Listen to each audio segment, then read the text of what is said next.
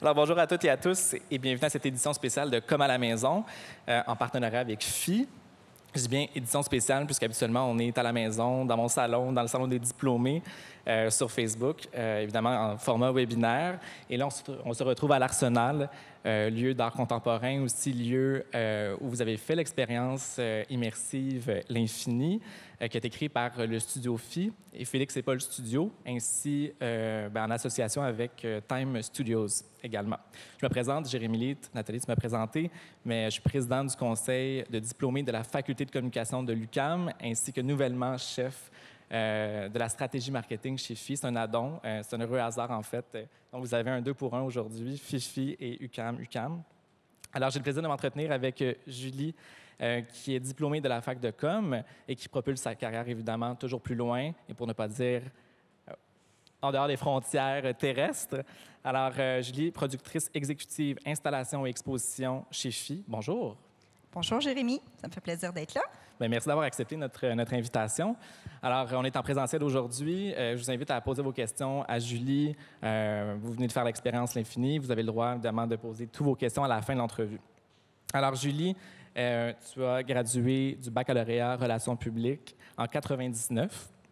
Tu as mis sur pied un cabinet de relations publiques Nexus à l'UQAM.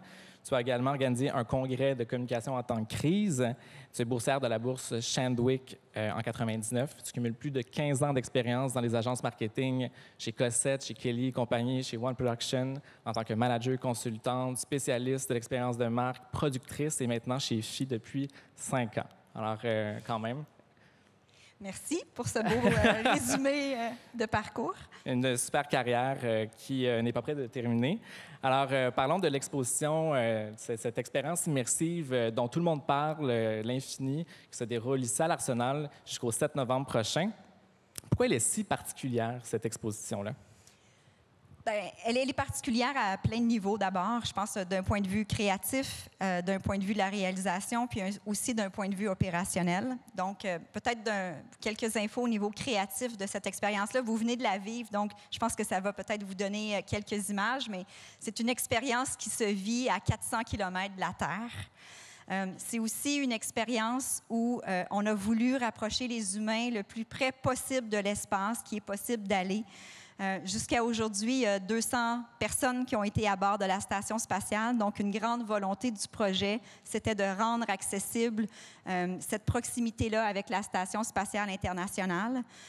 On a la chance de travailler avec le studio Félix et Paul qui a développé une caméra 360 qui est la seule caméra à travers le monde qui est autorisée à être à bord de la Station spatiale internationale, donc approuvée par la NASA, mais également approuvée par toutes les agences spatiales internationales à travers le monde.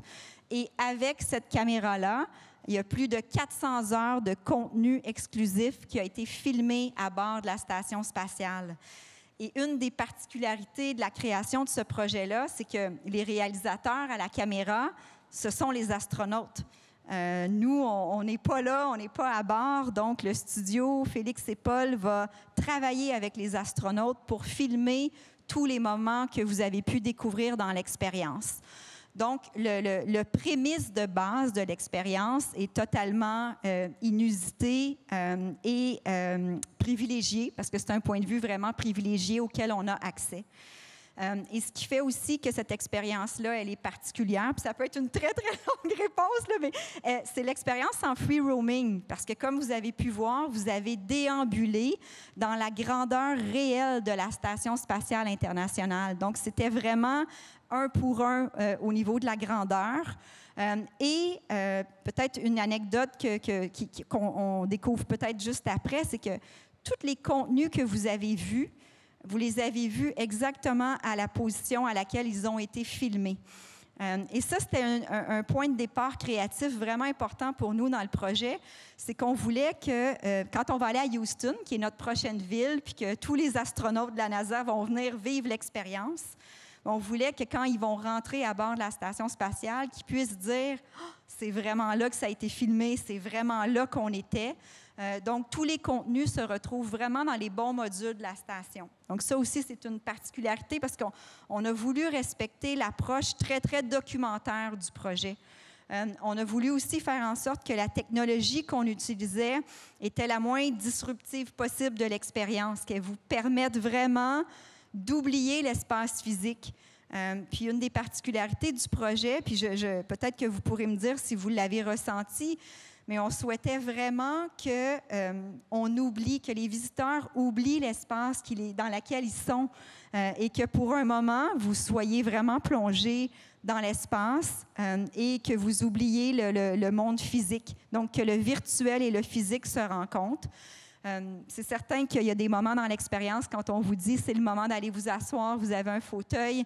C'est des choses qu'on a dû rajouter en cours de route dans l'expérience parce qu'on se rendait compte que le visiteur, les comportements humains n'étaient peut-être pas encore rendus à comprendre, à associer qu'il y avait réellement une chaise puis qu'il fallait vraiment aller s'asseoir. Ça faisait partie un peu des limites de la création qu'on s'est rendu compte que les comportements humains ne sont pas tout à fait rendus là. Sinon, l'expérience, elle est particulière d'un point de vue technologique parce que, la technologie qui est utilisée, le plancher de tracking, en fait, sur lequel vous marchiez, c'est un plancher dans lequel toutes les petites lumières vertes que vous avez pu voir à la fin, ce sont des sensors. Et sur votre casque de réalité virtuelle, il y a une caméra qu'on a disposée. C'est un dispositif qu'on a ajouté au casque. Et qui permet de vous repérer dans l'espace et qui fait en sorte que ça nous permet de localiser les autres personnes que vous voyez en avatar et de tout le temps nous assurer qu'il n'y ait pas de collision qui soit possible dans l'espace. Donc, cette technologie-là, c'est une technologie qui est utilisée principalement pour entraîner des groupes. C'est beaucoup plus industriel. C'est la première fois que le plancher d'anti-latency était utilisé pour des raisons d'entertainment. On a vraiment travaillé sur les composantes de tracking de ce produit-là avec celle aussi du casque Oculus Quest. Je ne sais pas, je serais curieuse de voir entre vous qui avait l'habitude peut-être un peu de faire des expériences de réalité virtuelle puis qui ont peut-être un casque Quest Oculus à la maison. Est-ce qu'il y en a? Non? C'est tous votre première fois, finalement? OK. Donc, le casque en tant que tel a aussi certaines composantes de tracking. Et donc, on a fait collaborer ces deux technologies-là ensemble. Par exemple, tout le tracking de vos mains vient beaucoup plus des capacités du casque que du plancher. Donc, bref, ça aussi, c'est une des grandes particularités de ce projet-là, de le développement technologique qui a été fait en arrière.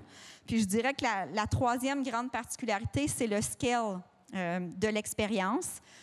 On a voulu, dès le départ, on s'était donné comme objectif de faire l'expérience de réalité virtuelle qui avait la capacité d'accueillir le plus grand nombre de visiteurs en même temps.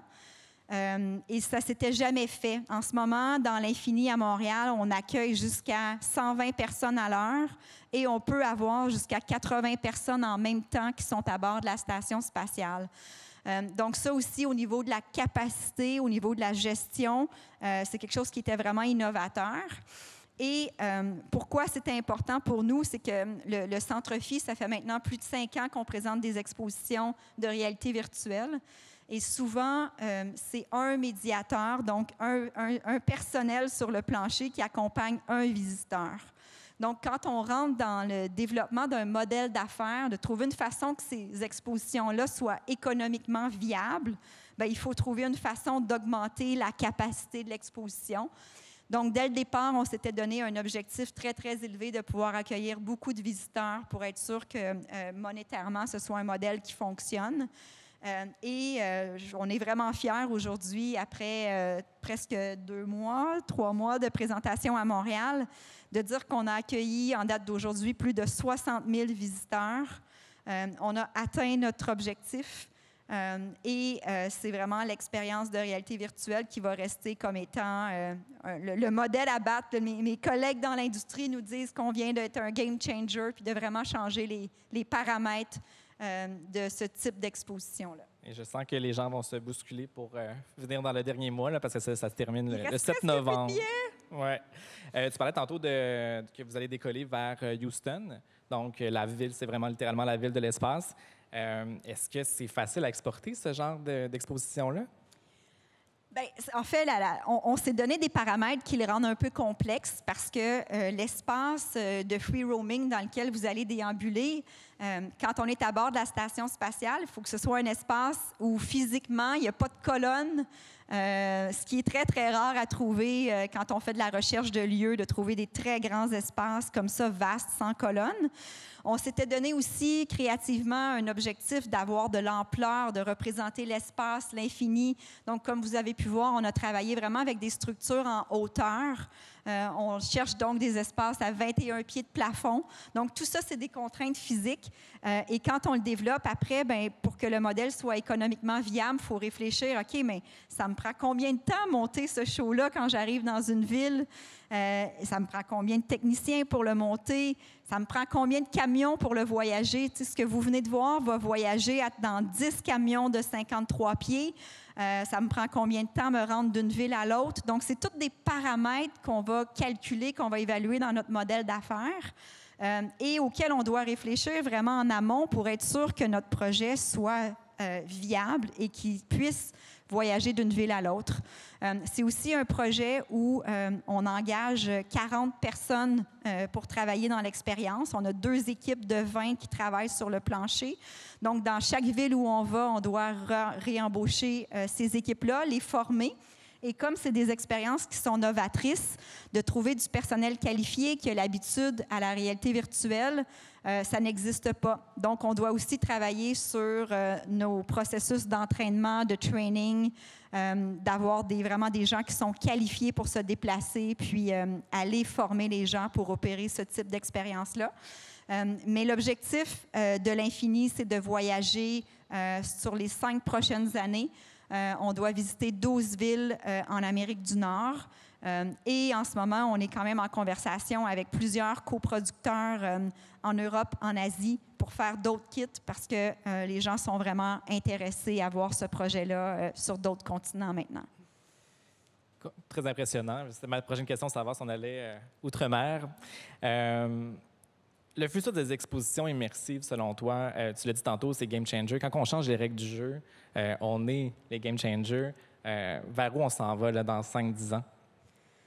Bien, moi, c'est sûr que ce que je surveille et ce qui m'intéresse vraiment, c'est l'arrivée de la 5G. L'arrivée de la 5G va certainement être le plus gros game changer pour nous. Parce que ce qu'on va pouvoir faire, c'est streamer du contenu en temps réel dans les casques. Parce qu'en ce moment, ce qui limite la capacité des expériences, c'est la capacité de contenu, de data qu'on peut mettre dans le casque. Alors qu'à partir du moment où on va pouvoir le streamer, oui, ça va quand même demander des ordinateurs pour chaque casque, mais on va être capable de produire des environnements de qualité avec des rendus qui sont vraiment, vraiment supérieurs d'un niveau cinématographique. Donc, pour moi, ça va vraiment être le prochain big thing qui s'en vient du côté des expériences immersives. Puis je dirais l'autre chose qui, en tout cas, qui, moi, m'intéresse, c'est maintenant, il y a beaucoup de croisements entre le théâtre et la réalité virtuelle. Et ça, c'est vraiment, vraiment riche quand on peut commencer à présenter des expériences où on a des acteurs qui sont live dans l'espace avec nous, mais où on a mis des capteurs mocap, là, comme quand on fait vraiment des films maintenant en Unreal.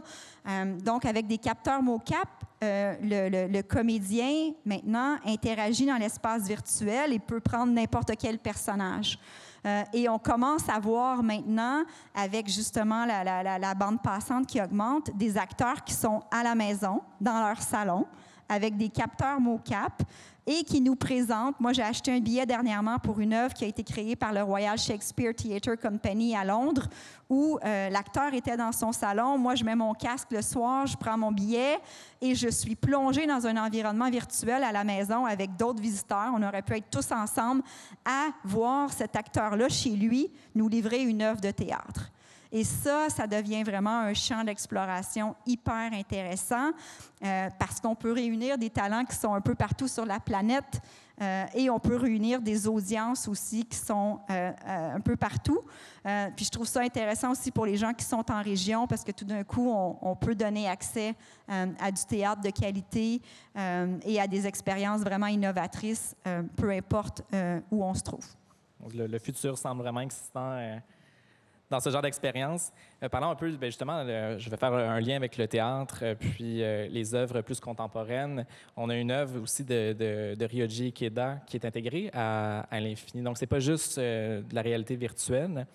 Alors, pourquoi on intègre ce genre d'œuvre en plus dans l'expérience? Bien, premièrement, il y a plusieurs raisons. La première, le Centre Phi, on a une position qui est art et technologie. Donc, on ne veut pas nécessairement présenter des expériences qui ne sont que du côté de l'entertainment. On souhaite aussi vraiment toujours avoir une composante artistique, amener les gens, amener une réflexion, amener un contenu qui va plus loin, au-delà. Donc, pour nous, de commissionner une œuvre d'un artiste comme Ryoji Ikeda, qui a toujours joué avec le data scientifique, c'était vraiment une façon de venir à la croisée, en fait, de ce positionnement-là, de répondre à ça. Puis, il y avait une autre chose que je voulais dire sur ta question, puis là, ça m'échappe. Donc, je suis désolée. On peut y revenir. Bien, justement, comment tu perçois le rapport à la technologie et l'art? Parce que c'est vraiment ça là, qu'on vit. Là. Bien, la technologie, c'est un média. Toutes les formes de technologie sont un média. À l'artiste de l'explorer, à l'artiste de nous amener dans les mondes qu'ils ont envie de créer. La technologie, c'est un support pour permettre aux idées de prendre forme. Puis je pense que moi, ce qui m'intéresse le plus, c'est toujours d'entendre un artiste arriver avec sa vision, puis de se poser la question en équipe, comment on peut le faire. Puis je pense que c'est à nous, les studios, les artisans, à réfléchir à comment la technologie peut supporter, être au service de l'idée. Et non pas l'inverse. Oui, la technologie, elle va toujours permettre de faire plus loin, puis on va innover quand l'idée de l'artiste et la vision est claire. Bien là, on va être capable de donner place à l'innovation par la technologie. Mais est-ce que la technologie est de l'art? Moi, je pense que oui, mais c'est toujours, c'est quoi l'idée à la base, puis comment on va l'explorer plus loin. Totalement. Depuis tantôt, on parle de plein de termes, de réalité virtuelle, d'immersif, immersion. C'est quoi le futur, justement, des terminologies? Je sais que c'est un grand débat. Je sais que ça ne fait pas partie des questions qu'on s'est parlé tantôt. Mais comment tu vois, justement, dans le futur, est-ce qu'on va avoir des termes un peu plus précis? Est-ce que c'est galvaudé? Bien, si on reparle un peu, il y a le mot immersion. Vous avez certainement tous vu. Il y a plusieurs formes d'immersion. On nous présente beaucoup des expériences où on voit de la projection grand format, grandeur nature, puis on est plongé dans d'autres univers. Maintenant, l'immersion peut aller aussi beaucoup plus loin avec la réalité virtuelle, mais aussi avec la réalité augmentée, où on arrive vraiment à se plonger dans d'autres univers. Je pense que ce qui est intéressant, c'est le sentiment de présence qu'on a quand on rentre dans ce type d'expérience-là. Et l'embodiment aussi, comment notre corps est représenté, comment notre corps va continuer à évoluer, à être représenté dans ce type d'expérience-là et quelle forme on peut prendre. Parce qu'on pourrait très bien présenter une expérience de réalité virtuelle où vous n'êtes pas un humain, où vous êtes complètement autre chose, et vous allez avoir le sentiment d'être cette chose-là. Donc, l'immersion s'en va vraiment, à mon sens, vers ça. Puis, on n'a pas fini d'être étonné des univers qui vont être créés. Totalement. Ça fait penser aussi à une exposition au Centre Phi, We Live in Ocean of Air, où là, on ajoute vraiment des capteurs cardiaques, on a des bracelets, on a même des sensors pour la respiration. On voit notre respiration. Donc, c'était vraiment à voir au Centre Phi, là, si vous voulez... si vous avez apprécié l'infini, je pense que ça peut être un bel exemple aussi. Bien, c'est qu'on peut personnaliser maintenant, c'est-à-dire que nous-mêmes, en fait, on peut générer ce qu'on va voir. Donc oui, c'est vrai que We Live in an Ocean of Air fait ça parce que ce sont les senseurs qui captent notre respiration, qui guident ce qui va être projeté dans le casque. Et on le voit de plus en plus. Dernièrement, on a aussi travaillé sur une œuvre, je ne sais pas s'il y en a qui ont eu la chance de la voir, Carne y Arena, qui est une œuvre de réalité virtuelle du réalisateur mexicain Alejandro Iñárritu. C'est la première œuvre qui a gagné, qui a été oscarisée, en fait, un prix spécial, un Oscar, pour une œuvre immersive la plus évoluée, en fait, au moment où ça a été créé en 2017. Et dans cette expérience-là, vous vous retrouvez dans la peau d'un migrant qui traverse la frontière illégalement entre le Mexique et les États-Unis. Et vous vivez une arrestation. Les policiers arrivent et vous arrêtent et vous faites partie du groupe de migrants qui traversaient. Et le sentiment, quand je parle du sentiment de présence, c'est vraiment ça. C'est vraiment que pendant les 8 minutes, c'est très, très court de l'expérience parce que c'est très, très intense, vous êtes là. Moi, la première fois que j'ai fait cette expérience-là, je l'ai passée à 4 pattes dans un coin, les mains dans les airs, parce que j'avais vraiment peur, puis j'avais vraiment le feeling que j'allais me faire arrêter puis me faire shooter dessus. Donc, ces œuvres-là nous permettent de créer des moments d'empathie qui sont vraiment, vraiment forts, de nous amener dans des univers où on n'aurait pas accès. Puis c'est pas toujours fantaisiste, hein, c'est pas toujours imaginaire. Des fois, c'est vraiment, ça nous permet de voir la réalité de d'autres personnes aussi, puis de se mettre à leur place. Donc, pour moi, l'immersion, c'est vraiment ce qu'on va continuer à pousser vraiment dans les prochaines années. Je pense qu'il y a un beau mot-clé, l'empathie. Je pense que ça permet de développer ça. Puis je pense qu'on en a besoin de plus en plus, hein, de l'empathie après une année pandémique sans pareil. Merci pour t'avoir parlé de l'exposition. Maintenant, on va parler de toi, de tes 20 ans de carrière depuis ta sortie de l'UQAM en 99. Bien, depuis de ton premier projet, puis l'Infini aujourd'hui, quelles sont les évolutions les plus marquantes, selon toi, dans l'industrie, dans le milieu des communications, de la production, etc.? C'est pas facile parce qu'il y en a eu beaucoup, mais c'est sûr que pour moi, un élément marquant qui a changé la façon dont on fait les choses, c'est puis bon, ben, vous avez certainement grandi avec ça, mais c'est les médias sociaux. Je veux dire, à partir quand moi j'ai étudié en 99 à l'UQAM en relations publiques, on travaillait sur comment on va sortir le message. Ça va être quoi le message qu'on va communiquer en tant qu'entreprise? À quel moment on peut communiquer ce message-là? À quelle audience on va vouloir parler? Comment on adapte notre message pour parler à différentes audiences? Alors qu'aujourd'hui, avec les médias sociaux, je pense que les entreprises ne se posent plus ces questions-là. Elles doivent répondre au dialogue, elles doivent échanger avec leurs visiteurs, leurs consommateurs.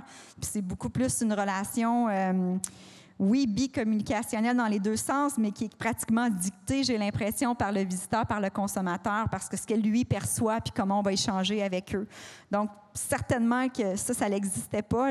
Quand j'ai gradué, on commençait à avoir Internet, là, ça fait qu'on n'avait pas ces considérations-là. Puis je dirais qu'une autre chose aujourd'hui qui a vraiment, en tout cas moi, qui m'a fait évoluer puis qui a vraiment pris une autre ampleur, c'est le contenu.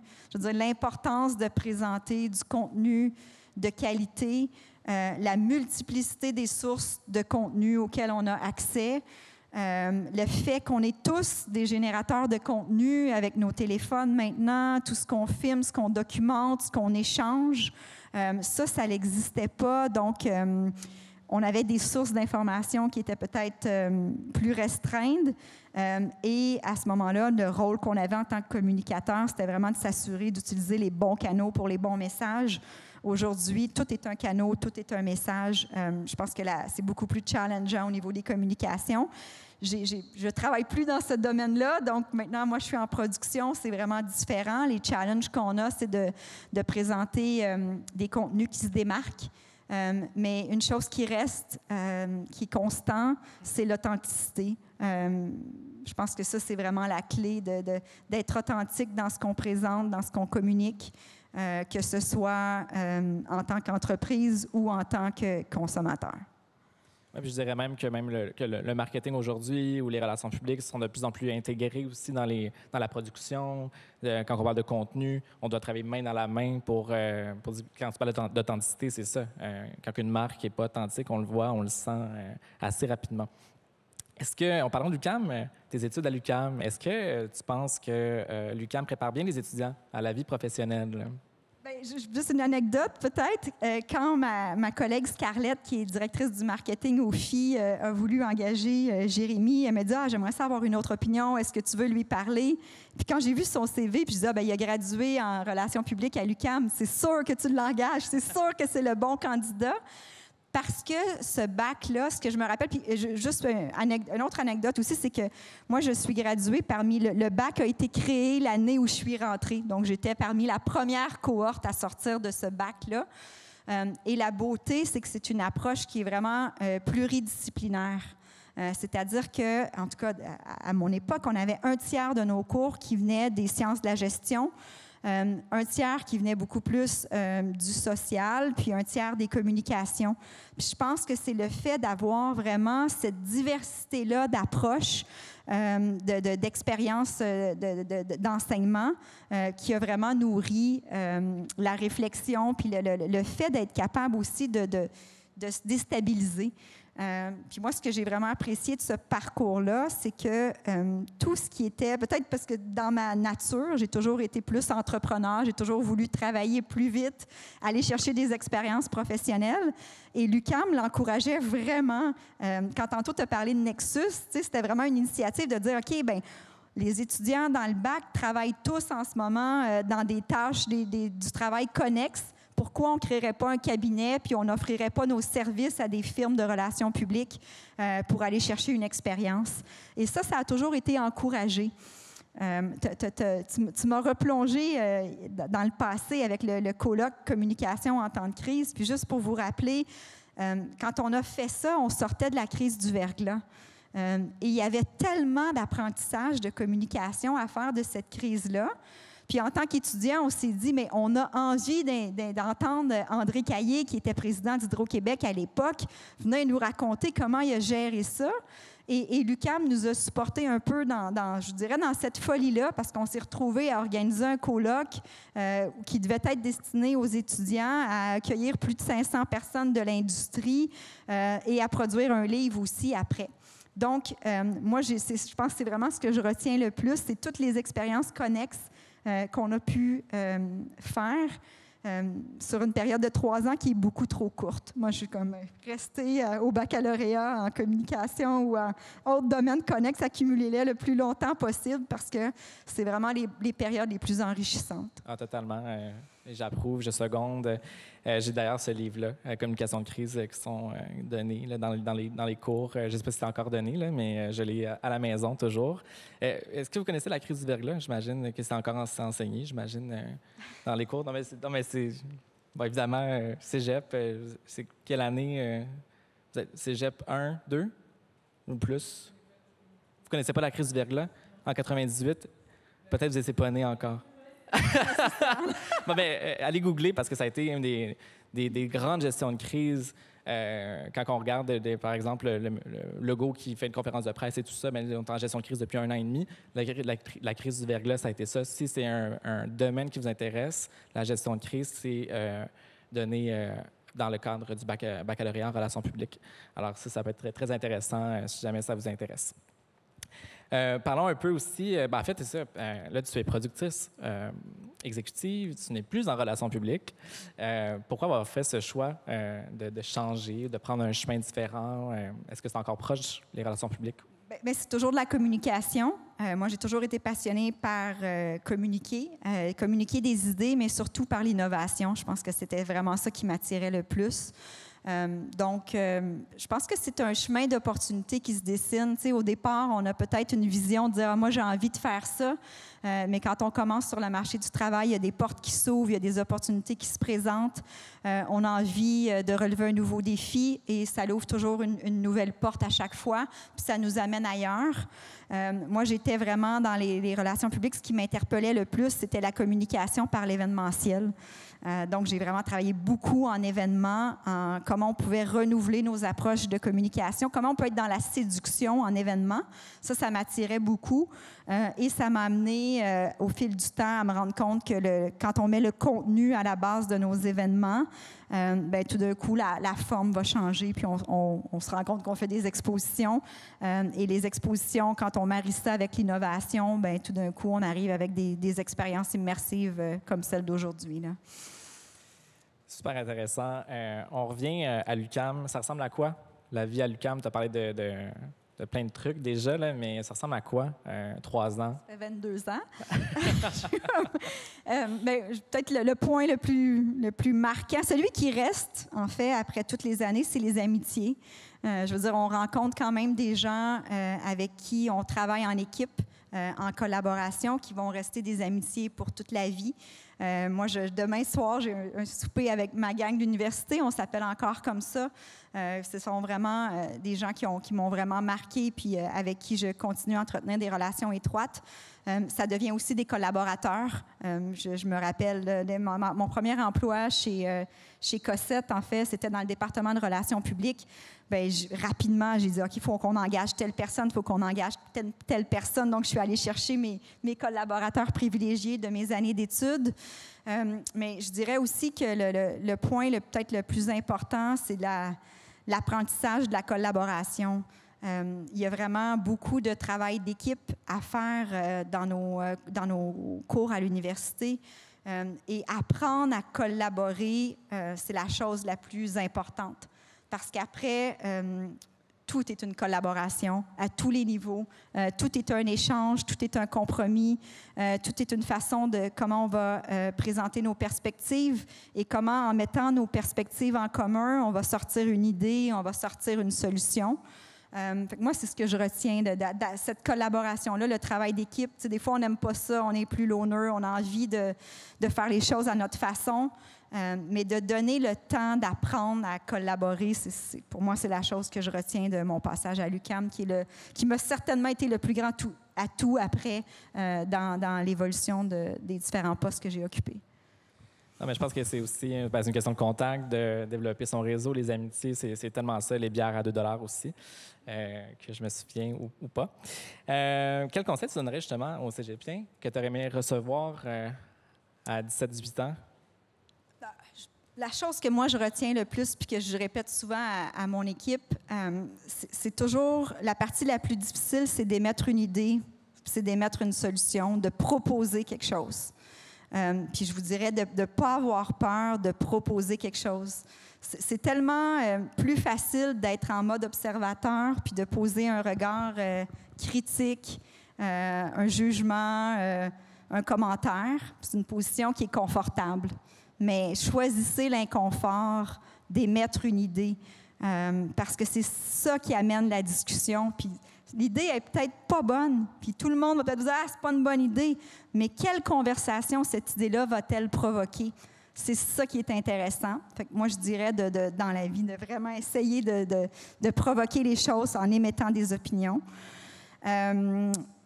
Moi, je me rappelle tout le temps aussi que you're as good as the last job you've done. Donc, continuellement se renouveler, continuellement se remettre en question, se challenger, c'est quelque chose qui est vraiment important. Puis que, c'est très personnel, mais pour moi, l'ego n'a pas sa place. Je veux dire, la reconnaissance, ce qu'on fait aujourd'hui, c'est la première fois que je parle avec un groupe, ça vient avec les expériences qu'on fait par le passé, puis de ne pas chercher ça, de vraiment focusser sur les accomplissements, les projets, parce que c'est ça qui est stimulant. C'est pas le résultat qui compte, c'est le chemin qu'on prend pour y arriver. Il faut que le processus soit vraiment trippant pour qu'on ait du plaisir. Fait que moi, je focuserais vraiment là-dessus. Super inspirant. Ça met fin à notre entretien. Merci beaucoup, Julie, très inspirante. Merci à toi. Très choyé de t'avoir comme collègue également. Merci à l'Arsenal de nous accueillir ici. C'est magnifique. On peut voir une belle œuvre en arrière. Alors, bon retour en classe, puis bonne chance dans votre futur. Au plaisir. Merci.